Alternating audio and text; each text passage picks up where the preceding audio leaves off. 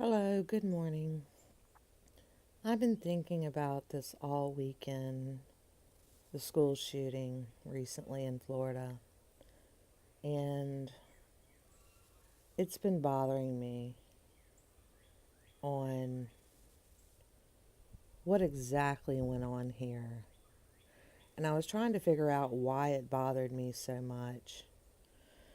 And as a former teacher who went through lockdown proceedings, who actually suggested and gave a manual to a school from a different school on a great procedure that was implemented in Colorado after Columbine,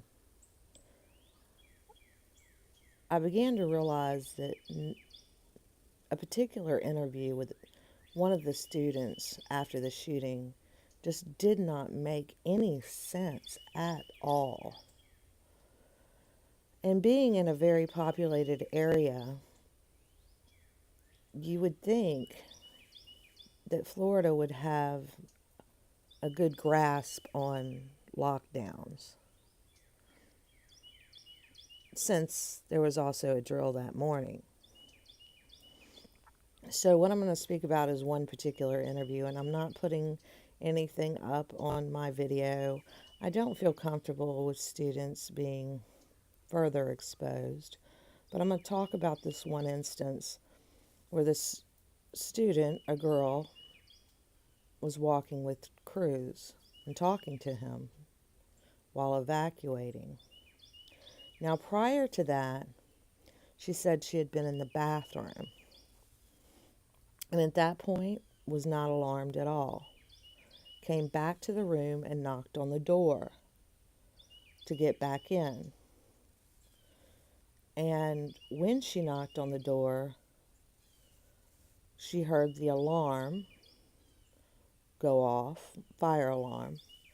And then she heard the principal come over the loudspeaker telling students to evacuate immediately.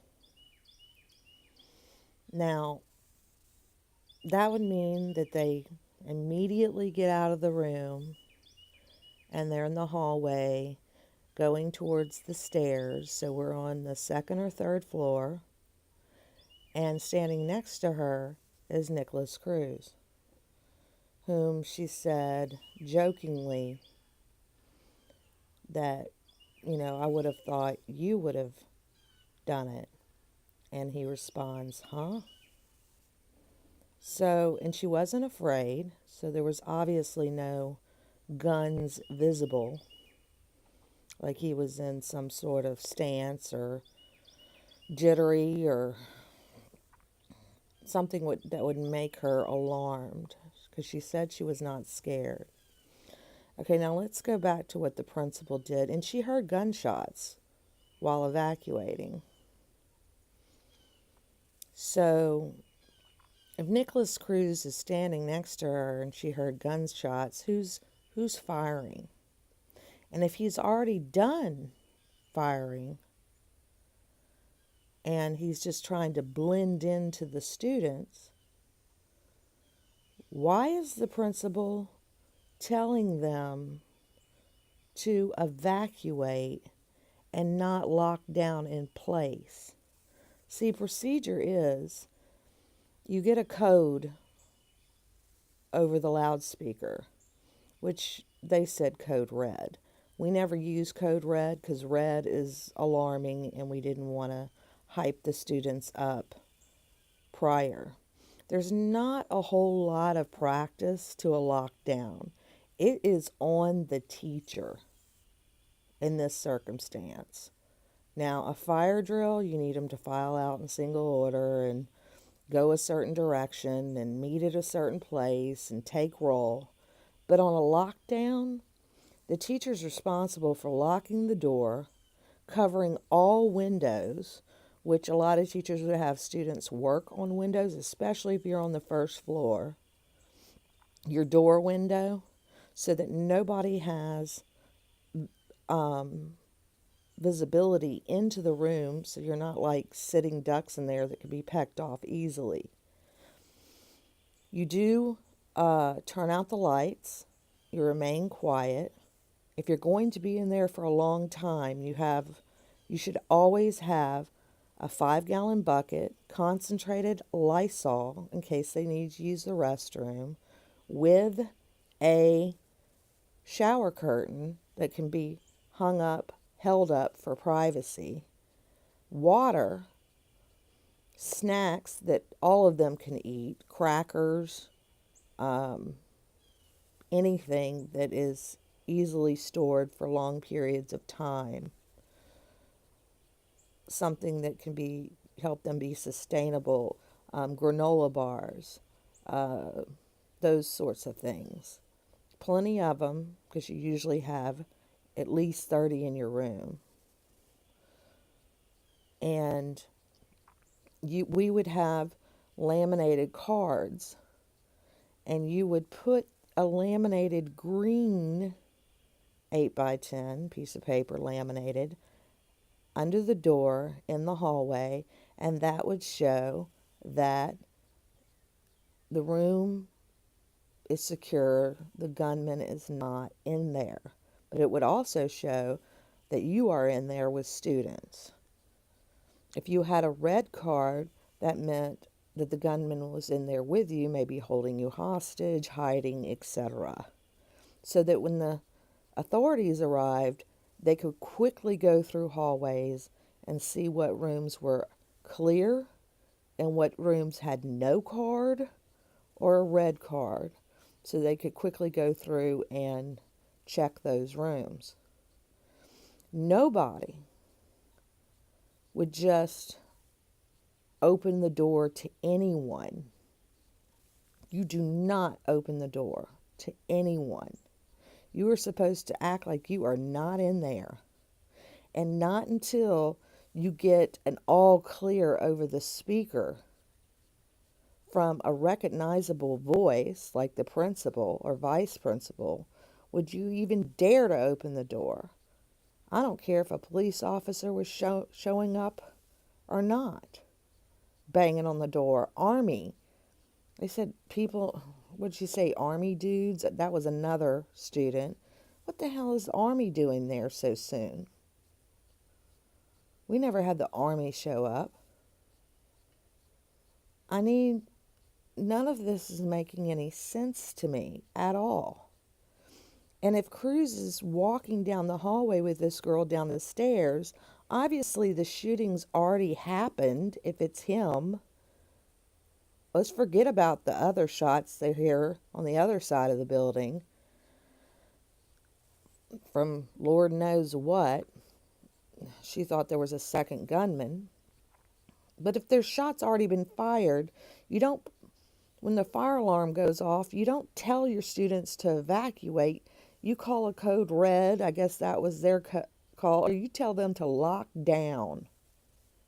You don't send them out in the hallways like ducks to be picked off. The whole thing is fishy. Completely wrong.